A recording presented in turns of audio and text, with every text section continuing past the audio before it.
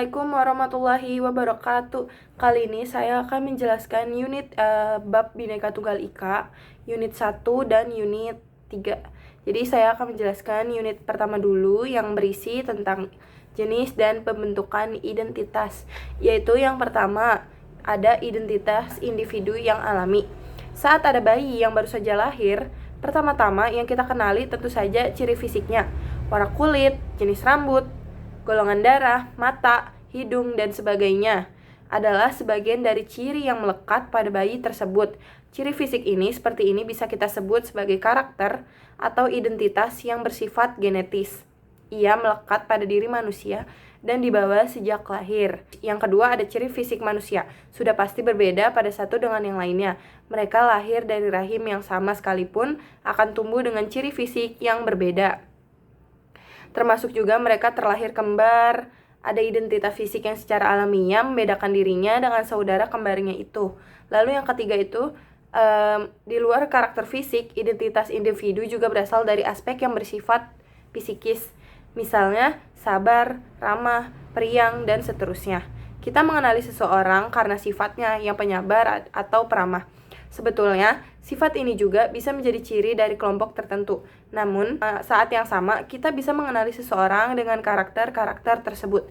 Lalu, yang kedua itu ada identitas individu yang terbentuk secara sosial.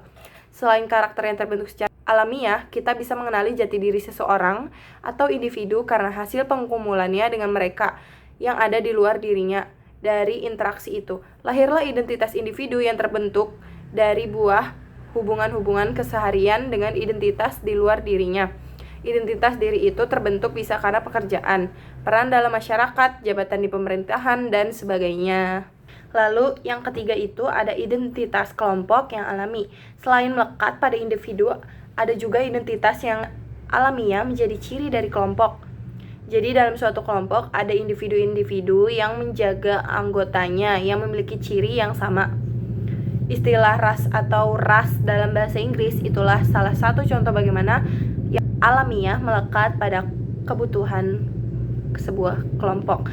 Ras digunakan untuk mengelompokkan manusia atas dasar lokasi-lokasi geografis, warna kulit, serta bawaan fisiologisnya seperti warna kulit, rambut, dan tulang. Ada banyak yang berpendapat tentang penggolongan ras ini. Salah satunya Mongoloid, ras Ethiopia yang kemudian dinamakan dengan ras Negroid, ras Indian, dan ras Melayu, Bloomberg dalam Cisfer 2008. Lalu yang keempat itu ada identitas kelompok yang terbentuk secara sosial. Selain terbentuk secara alamiah, jati diri sebuah kelompok juga bisa terbangun karena ciptaan, seperti hanya identitas individu yang terbentuk karena interaksi mereka secara sosial. Begitu pula dengan halnya identitas kelompok, mereka yang suka sepak bola pasti mengenal banyak nama klub kesebelasan, baik di dalam maupun di luar RI. Contoh lain dari organisasi peserta didik di sekolah. Identitas sebagai organisasi peserta didik merupakan jati diri yang terbentuk dan dibentuk lebih tepatnya dalam fasilitasi oleh pihak sekolah. Nah, itu tadi adalah contoh-contoh identitas di macam-macam jenis identitas di sekolah. Terima kasih. Kita lanjut ke unit yang ketiga. Unit yang ketiga itu yaitu kolaborasi antara budaya Indonesia, yang menjelaskan Indonesia adalah negara memayungi berbagai kebudayaan di dalamnya. Kebinekaan budaya difasilitasi dan dimajukan. Tak hanya itu, Indonesia memfasilitasi segala macam ragam kebudayaan yang berkolaborasi dari Sabang sampai Merauke. Kebudayaan Indonesia adalah kebudayaan dari Aceh hingga Papua. Mari kita cermati komposisi para peserta sidang penyelidik usaha-usaha persiapan kemerdekaan Indonesia. Di dalamnya ada 70 anggota yang berlatar belakang suku agama yang tidak sama, yang tak hanya menghormati kebudayaan-kebudayaan yang baik dalam sebuah negara atau kebudayaan antar negara, sebaiknya membangun sebuah kerja yang menunjukkan bagaimana perbedaan itu mendorong harmonisasi. Kolaborasi antar budaya bisa menjadi agenda berikutnya.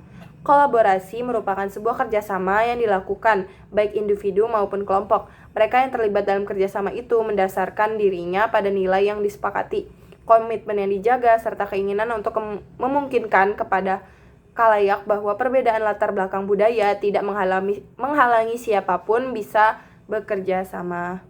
Dengan semangat kolaboratif, jati diri yang berbeda itu bisa bergandengan tangan, menciptakan prakarya kebudayaan karena bersifat kolaborasi, maka identitas-identitas yang turut di dalamnya tidak kehilangan jati dirinya.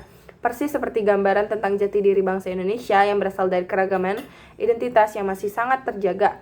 Meski dalam satu waktu, ada identitas yang secara bersama-sama disepakati sebagai identitas nasional. Sekian dari saya, terima kasih. Wassalamualaikum warahmatullahi wabarakatuh.